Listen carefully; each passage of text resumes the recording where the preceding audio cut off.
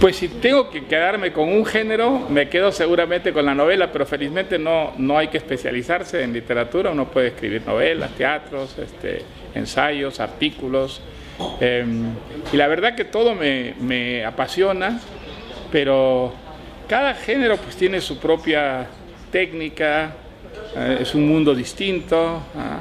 No es lo mismo escribir una obra de teatro que una novela, aunque ambas sean ficciones. Y escribir un ensayo también es algo muy distinto, es una cosa mucho más racional, más premeditado, menos espontáneo que escribir ficciones. Pero de todas maneras, cualquiera de esos géneros me apasiona y me entrego siempre en cuerpo y alma a lo que estoy haciendo, ¿no?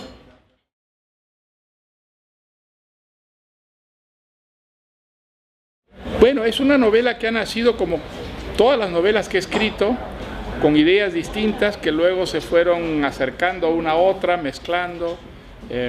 Yo tenía quizá la idea más antigua de esta novela, era escribir una historia sobre don Rigoberto, doña Lucrecia y Conchito, tres personajes que habían aparecido ya antes en los cuadernos de don Rigoberto y en El elogio de la madrastra, dos novelas mías anteriores. Y luego tuve la idea de otra novela muy distinta, por algo que oí o leí, ya no recuerdo bien, un pequeño empresario de origen muy humilde que había publicado un aviso en un periódico de provincias en el Perú diciéndole a la mafia que no iba a pagar cupos, que podían hacer con él lo que quisieran, pero que él no iba de ninguna manera a someterse a los chantajes de la mafia. Y eso me dio la idea de un personaje, de una historia. Pero eran dos historias que iban a ser dos historias distintas y sin embargo, pues poco a poco se me fueron acercando, un poco como ocurre en la novela, y al final las dos se fundieron en una sola historia, ¿no? Es algo que me ha pasado también con otras novelas antes, unas ideas que luego de pronto se van como confundiendo, mezclando y convirtiéndose en una historia con varias cabezas, ¿no?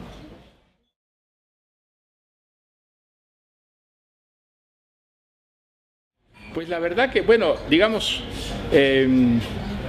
la novela efectivamente ocurre en el Perú de hoy día, que es un país que ha cambiado mucho en los últimos años, en muchas cosas para mejor. Es un país que ha desarrollado económicamente, es un país donde han crecido mucho las clases medias, por ejemplo.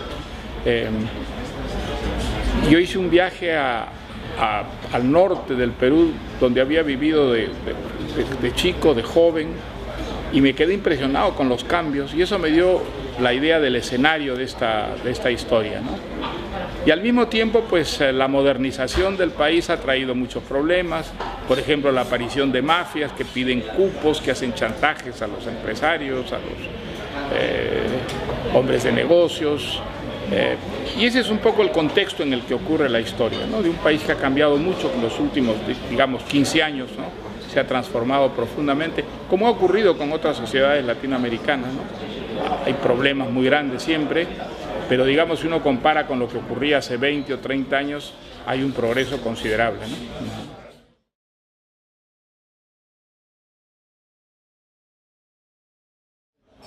Bueno, yo creo que esa es la aspiración de todos los escritores, ¿verdad? Que las novelas lo sobrevivan a uno, que se queden cuando uno ya no esté aquí.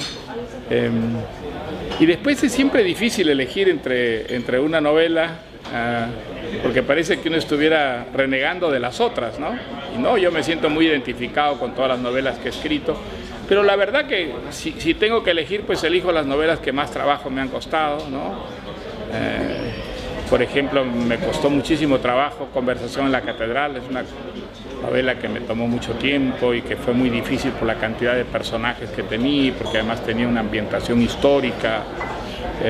También La Guerra del Fin del Mundo, que es una novela que está situada en Brasil, cuyos personajes no hablan en la lengua que yo escribo, entonces eso me planteó también muchos problemas formales, pero la verdad es que todas las novelas siempre me han significado un desafío, unas dificultades particulares, y creo que eso es lo entretenido, ¿no? Porque escribir sobre lo que uno ya ha escrito y hacerlo de la misma manera que ha escrito otras novelas, pues no tiene tanta gracia, no hay ese riesgo, y tampoco la expectativa que uno mismo tiene sobre lo que está haciendo, ¿no?